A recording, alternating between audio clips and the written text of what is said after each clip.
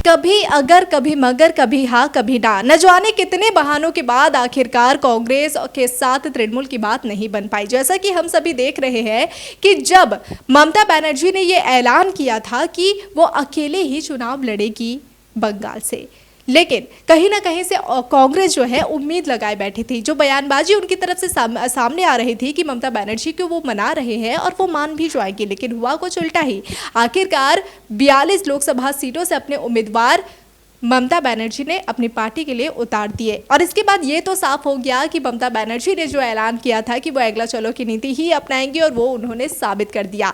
लेकिन क्या आप जानते हैं कि सीट बंटवारा और केवल अधीर रंजन चौधरी ही वो मुद्दा नहीं थे जिस वजह से उन दोनों के बीच बात नहीं बन पाई। इसके अलावा भी कई फैक्टर सामने निकल कर आ रहे हैं। तो चलिए आज हम आपको बताएंगे कि आखिर इन दोनों पार्टी के बीच तालमेल ना जुड़ने के पीछे अधीर और सीट शेयरिंग के अलावा क्या कुछ वो मुद्दे थे जिसके कारण नहीं बन पाई बात।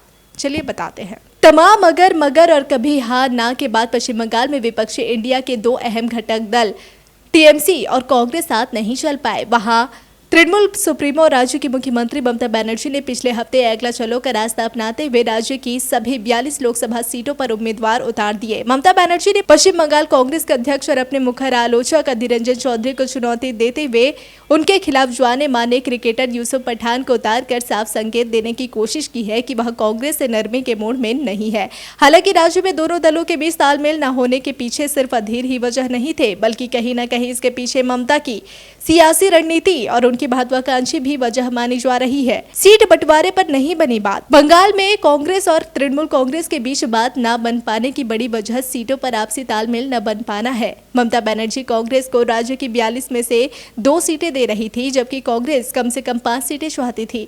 ममता ने कांग्रेस को अधीर रंजन चौधरी की बहरामपुर और अबू हसन खान चौधरी की मालदा साउथ सीट का प्रस्ताव दिया था। इसके पीछे उनकी दलील थी कि पिछली बार कांग्रेस इन्हीं 2 सीटों पर जीती है, इसलिए उसे यही दोनों सीटें मिलनी चाहिए। बाकी 44 सीटों पर ममता खुद लड़ना चाहती थी। दूसरी ओर कांग्रेस की दलील थी कि पिछले आम चुनाव में टीएमसी को 23 सीटें मिली थी, जबकि बाकी सीटों पर बीजेपी जीती थी।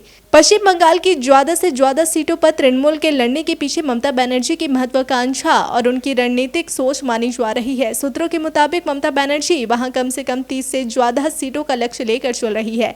ममता का मानना था कि 30 से 35 सीटों के सहारे वह न सिर्फ राष्ट्रीय स्तर पर अपना कद मजबूत कर पाएंगी, बल्कि केंद्र में आने वाले गठबंधन के साथ बेहतर तालमेल ठोक सकेंगी। इन्हें लगता है कि यह लक्ष्य अभी हासिल किया जा सकता है, तब तृणमूल ज्यादा से ज्यादा सीटों पर चुनाव लड़े।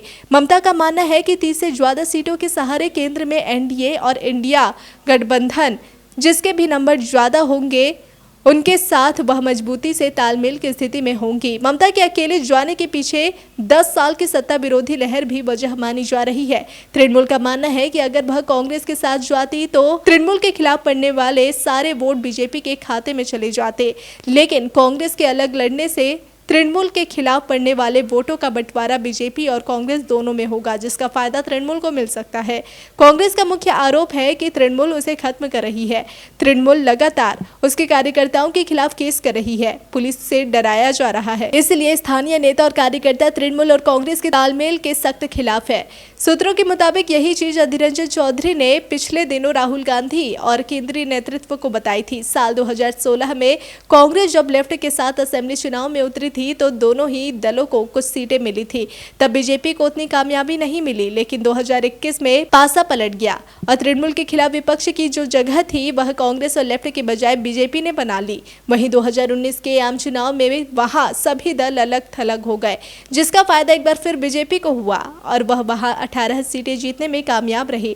कांग्रेस की दलील है कि बंगाल में वह तृणमूल और बीजेपी दोनों से लड़ रही है। ऐसे में अगर कांग्रेस और तृणमूल का तालमेल हो जाता तो वहां कांग्रेस का समर्थन या तो बीजेपी में चला जाएगा या फिर धीरे धीरे कांग्रेस तृणमूल में चली जाएगी। इस बार बीजेपी जिन राज्यों में 2019 से बेहतर प्रदर्शन का लक्ष्य बनाकर चल रही है उनमें पश्चिम बंगाल भी है। पार्टी का आकलन है कि वह इस बार राज्य में कम से कम 25 सीटें जीतेगी।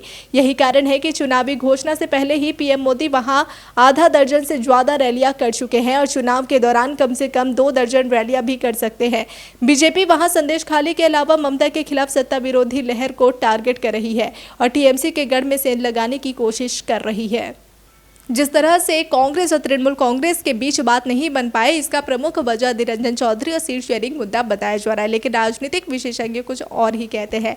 कहा जा रहा है कि काफ़ी सियासी समीकरण इसके निकाले जा रहे हैं। काफ़ी चुनावी फायदों को ध्यान में रखते हुए ममता बनर्जी ने कांग्रेस के साथ ये गठबंधन नहीं किया। फिलहाल अगला चलो की रणनीति जो उन्होंने बनाई है, जो अगला चलो की नीति अपनाते हुए ममता बनर्जी ने पूरे 42 लोकसभा सीटों के लिए अपने उम्मीदवार उतार दिए हैं। क्या कुछ उन्हें जो उम्मीद है, जो दावा वो कर रही है, क्या ये सही साबित होते हैं? क्या उन्हें ये फायदा मिलता है या फिर नुकसान? इस पर भी सभी की नज़र टिकी हुई है और आपकी नज़र टिकी रहे डिजिटल खबरीलाल पर, क्योंकि खबरें आपकी नज़र हमारी।